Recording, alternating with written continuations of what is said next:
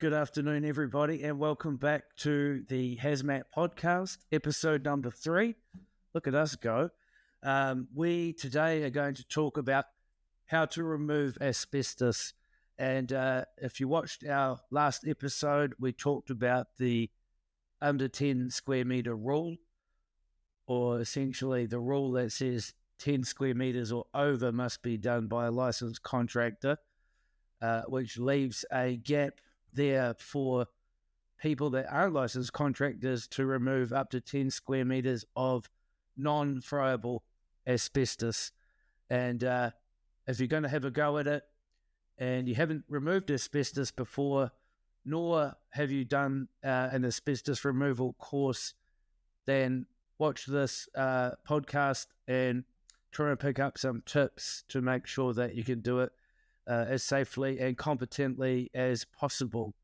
This is by far for those of you that are going to have a go at it anyway, and I think you'd be better off by at least being equipped with some of the knowledge and procedures that we will go through today. So what I'll do, I think first of all, I will show you in the next clip the minimal amount of equipment that you'll need to do the job in the correct manner.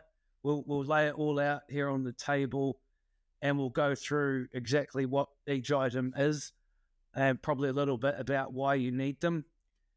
Then we'll run through actually how to set up your job site or your removal site and get your gear ready to go. Then we'll look at actually doing the removal itself, probably the most important part. And then the cleanup following the removal. And then probably the last thing we'll look at is your decontamination of your equipment and then of yourself. And I think we'll leave it at about that. I've tried a couple of times to film this, and it can begin to go on a wee bit. So we want to keep it simple and effective, and to help keep you safe and do the removal properly and keep everybody else safe. So with that, I'll be right back. I'm going to go and load up the table with all the gear that we'll need. Catch you in a minute. There was probably a second for you, but that took a few minutes to put together, actually. But what you're looking at here, guys, is probably about the minimum amount of equipment that you'll need to do a small asbestos removal, a non-friable one, remember, to do it safely and to still comply with the asbestos regulations in New Zealand. So we'll walk you through some of these bits and pieces. I've divided it up. You've got your equipment for setting up your site. There you've got your removal equipment to actually do the removal. Then you've got your cleanup equipment, so to get the waste all secured, bagged up, sealed up. And then you've got your personal protective gear that you should be wearing at the beginning of the job. And you'll also need some bits and pieces to actually decontaminate yourself and your equipment properly at the end of the job. So we'll walk through this. Hopefully the sound doesn't break up too much. Here we go. Okay, so talking about the PPE that you need, which is personal protective equipment. We'll just begin with these usual, these are disposable coveralls. So these are the full covers. They go right to the end of your wrist and to your ankle, and there's a hood for up over your head as well. Disposable, use them once and then get rid of them. So they can go. You've got disposable work gloves, similar. They will tuck it under your cuffs of your disposable suit, so that we have no skin showing, basically, so overlaps of those could go. Then one of the more important pieces of safety equipment, this is an asbestos removal half mask, and it's effectively a dust mask. These are the ones that we typically use here at HAZMAT, but the main thing is it's a P3 filter. Most dust filters that you get for other trades are usually P2 filters, so make sure you've got a P3. It's more effective for asbestos removal. So any type of mask that will fit snug and secure obviously your nose and your mouth, and will be through a P3 filter. That'll be great. So that can go. That's the PPE that you need. We'll look at setting up your job site. You need to have some kind of signage. It needs to be effective and communicate what you're doing, obviously.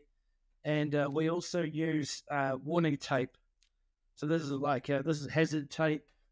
You could call it crime scene tape, but something that you can apply a physical barrier to warn people visually and physically that they shouldn't cross. So that's important. So you need those. When you get to the actual removal, this will be your new best friend.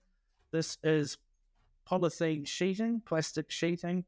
Comes in rolls, as you can see, and this one here folds out to about 4 meters wide, so it's quite a wide. It overlaps 2 or 3 times on itself, I think.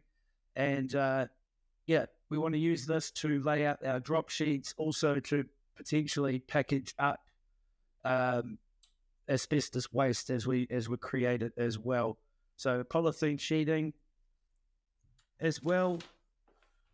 This is quite a big one, but these are asbestos waste bags, and these are just big, thick, duty plastic bags, and they're already pre-labelled. I won't show you the full warning, but they tell you that whatever's in there is asbestos. So you want a bunch of these to put your waste, and when you're finished with your disposable PPE, that can all go in there too. So you want a bunch of those.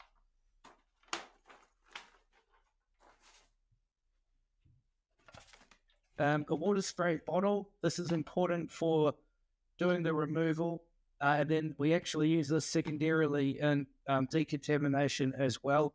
So part of it is when you're covered in dust, if you're unlucky enough to be, you can actually spray yourself down with this while you're still wearing your coveralls. So very important. This is a pump pressure sprayer. You can get bigger ones, smaller ones, knapsack sprayers. You may even use a hose, but you want plenty of water around and available. So that one.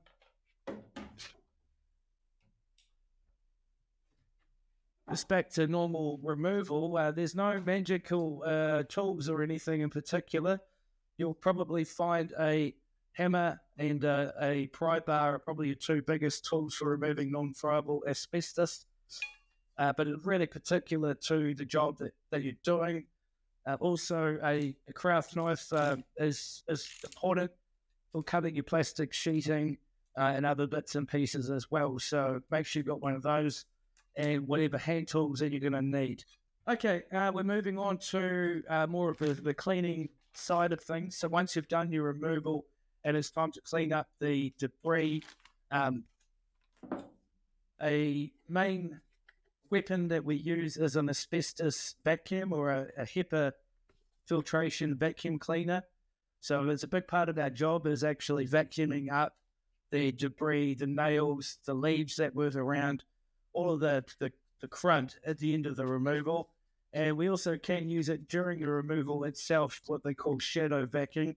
If you're lucky to have an extra pair of hands, somebody else can vacuum while you're doing the removal, again, to cut down the amount of dust that you're generating into the air. So an asbestos vacuum, these can actually be hired from certain places. You don't need to buy one necessarily, but they have a special filter. Don't use your vacuum from home.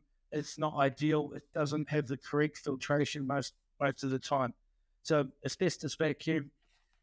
Then you've got alcohol wipes, disposable alcohol wipes. These are good for cleaning items, decontaminating your tools, and also the front of your mask once you're finished.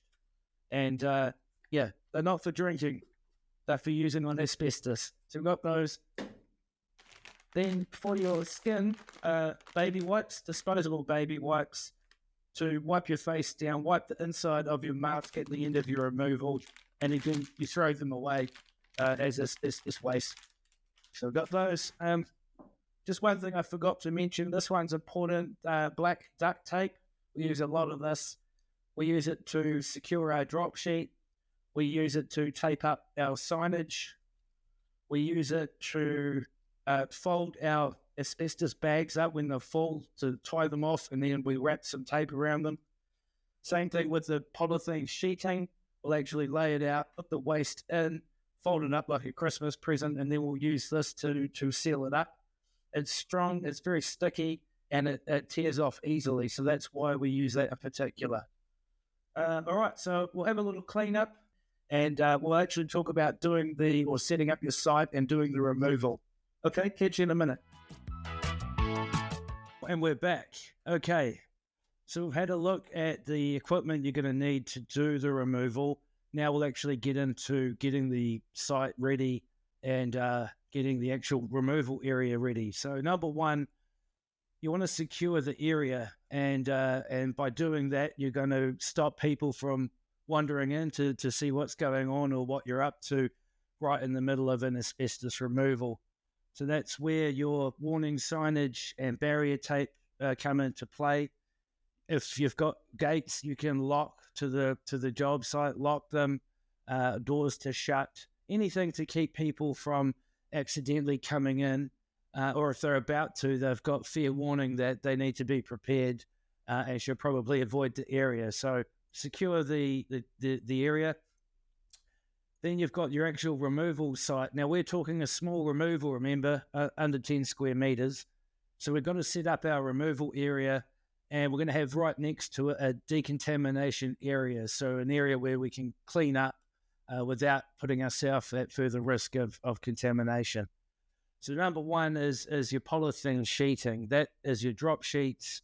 You want to lay out plenty of drop sheet, probably twice as much as you think you'll need, because when you get into removing asbestos, every likelihood some of it might fly a wee bit further than what you think. So you want to lay your drop sheets out, get that cloth tape and secure it, whether it's to the bottom of a wall or even in the garden on the grass, if you're doing a bit of fence or something like that. You want to use, in that case, maybe ground pegs, like garden pegs or something to nail down that drop sheet. We don't want it picking up in the wind and blowing off, otherwise it's no good, and it's taking your debris with you, potentially. So we secure our drop sheet, we use a lot more than what we think, and that's going to be under our removal area and around our removal area. So once we've got the drop sheet down, we want to lay out all of our equipment so that it's nearby and ready to go when we need it. There's no point doing half of your removal and then realizing now you need your dog bar and it's still in the back of the car in the driveway and having to march off and grab that. You want to make sure everything you're going to use is there and ready. There's no point having your water sprayer there if it's got no water in it, or your vacuum set up ready to go, but it's not plugged in. So I want to make sure that everything you're going to need for the job is available and it's ready to roll when you need it. So you get that all ready. Now, right next to your removal area, right next to it, you should have a decontamination area. And that's going to be, again, a separate area from where you're working, but right next door. And that way, if you need to take a break, you've got a phone call and you need to decontaminate and get out of the job and do that, you can do it without getting undressed or taking your coveralls off right in the middle of your dirty job area. So you want an area separate where you can decon properly and then make your way out of the job site without, say, bringing the contamination with you. So we're going to have a separate decon area. Again, you could probably lay a good size of drop sheet down, have your wipes ready to go, have a bag, an asbestos bag ready to put the dirty coveralls and gloves and things like that in, and that will be your decon area. Again, make sure it's secure. There's no point having it there to watch it blow away down the other end of the job. So you've got your decon area there ready. Everything's laid out, ready to go. So then we're going to get into the actual removal work. And as I indicated with the hand tools, that's all it is keeping the area wet down and doing it as slow and methodically as you can. So if you look at removing cladding sheet, for example, you want to take off the timber beads around it if there are any. If you can see that they are screwed into place, you want to just unscrew them. You don't need to go prying them off if you can take them down gently. The key is we're trying not to create a dust hazard or respirable hazard. That's the name of the game. So we want to do our removal as carefully as possible.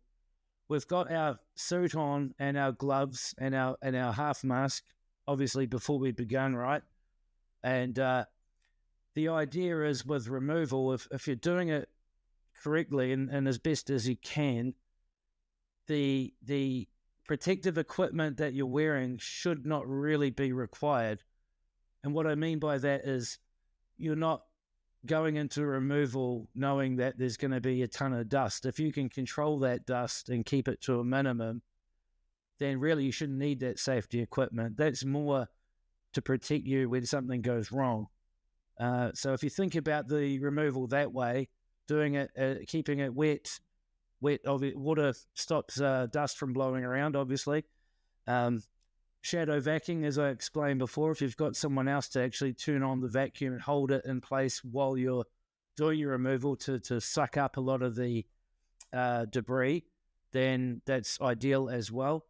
But you want to just do the removal carefully and slowly, prevent as much as possible the material from breaking or coming apart if you can, and getting it all down at least onto your drop sheet slowly and carefully. So there's no real secret. What we do as licensed removal contractors, we do it as anybody would. No power tools. We're not using power tools if we can help it, for sure, because they will generate dust, and that's not what we want here. So it's done slowly, it's done by hand, it's done carefully. Now, once we've got all our waste down and detached from whatever it was pinned to, we want to actually get that stuff into the asbestos bags. If the pieces come off really big and that they're not going to fit in a bag, then you can lay out more polythene sheeting, put it into that, wrap that up like a parcel, and seal it with tape, with that cloth tape we were talking about, or duct tape. So we get with the waste bags, once they're half, 3/4 full, you don't want to overfill them. You then want to tie them off. And what we do is we call it goosenecking, which is essentially tying off the top of the bag onto itself, then bending that over and just taping that up real nice and tight.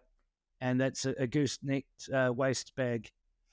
Just with the wrapping of bags and wrapping of parcels and tying off of bags, everything should be double bagged.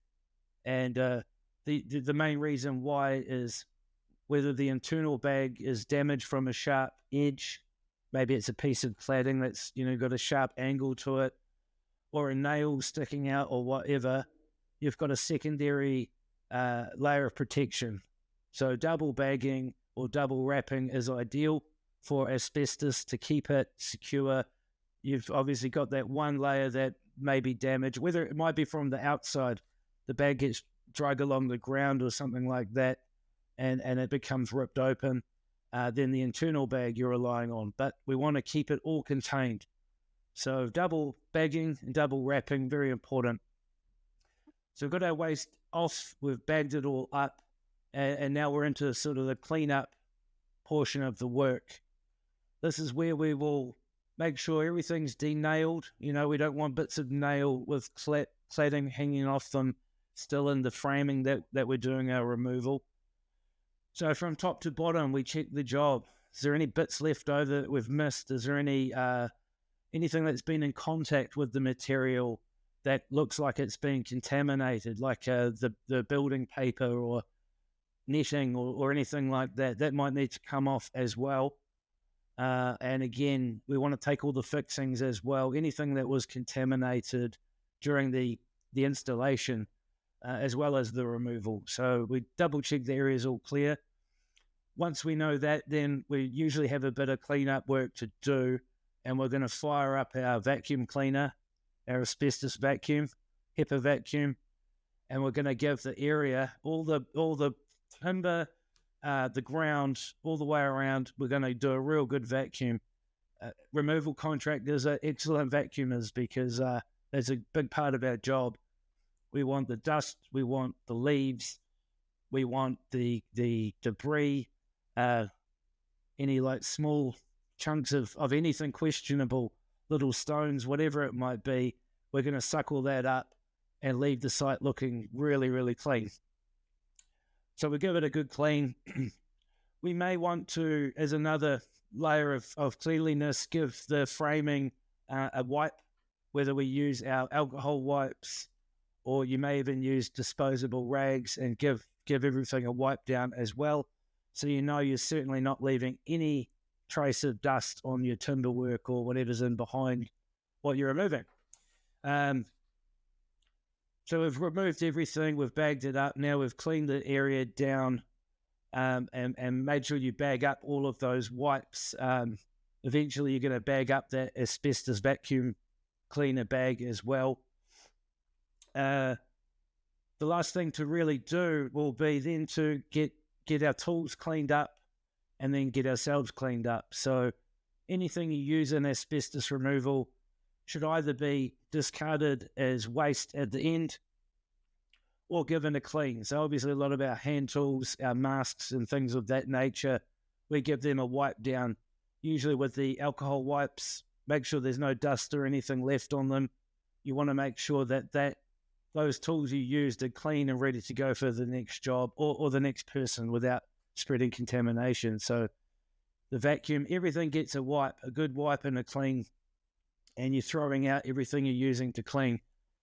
Alcohol wipes are great. A wet rag is just as good as long as you're not reusing that rag again and again, because you don't want to spread a dirty, dusty rag onto another tool or an item.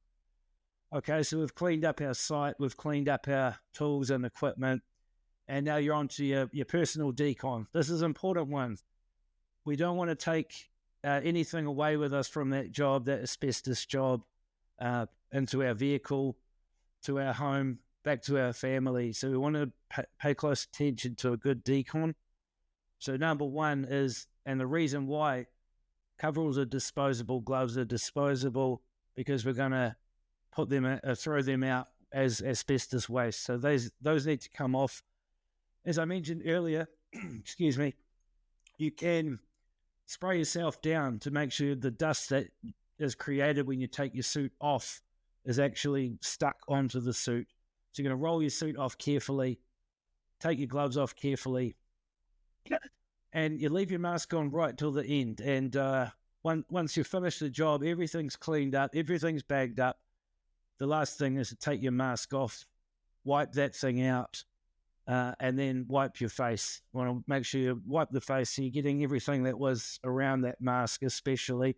You don't want to breathe that in. That's baby wipes for your face and the inside of your mask. Alcohol wipes are fine for the outside, or you can use the baby wipe.